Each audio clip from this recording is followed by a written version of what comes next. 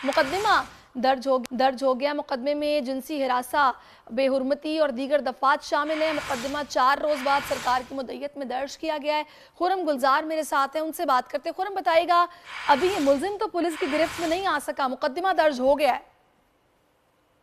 जी बिल्कुल, गुलिस्तान जौहर पुलिस ने मुकदमा दर्ज किया है। ये 3 जुलाई को वीडियो वायरल हुई थी, जिसके बाद आज 4 रोज बाद जो है वो गुलिस्तान जौहर पुलिस ने मुकदमा दर्ज किया, जबकि पुलिस ने इस दौरान मुख्तलिफ इलाके, जो इतराफ के इलाके हैं गुलिस्तान जौहर ब्लॉक 4 के, वहाँ की गली के चौकीदार और तकरीबन 2 चौकीदारों समेत 16 से ज्यादा अफराद को जो है वो हिरासत में लिया है। जबकि पुलिस ने मुतासरा लड़की का जो है वो भी बयान कलमबंद कर लिया है। मुतासरा लड़की की जानिब से कानूनी कार्रवाई करने से इनकार करने के बाद जो है वो ये सरकार की मुद्दत में जो है वो मुकदमा दर्ज किया गया। मुकदमे में जिनसी हिरासत करना, लड़की की बेहुरमती और साथ ही फहश हरकत करने की दफात जो है वो इसमें शामिल की गई है। जबकि एफआईआर के जो मतन है उसमें पुलिस ने सीसीटीवी फुटेज में जो चीज मनासिर देखे जा सकते हैं उसको मतन को शामिल करते हुए इस एफआईआर को दर्ज किया है। जबकि पुलिस का कहना है कि मुलजिम ने शनाख्त छुपाने के सही, लिए चेहरे पे जो है वो फेस मास्क मास्क भी लगा रखा पहन था, जिसकी रखा वजह था से। और इसकी बाइक पर I think so number plate भी नहीं थी। बहुत शुक्रिया आपका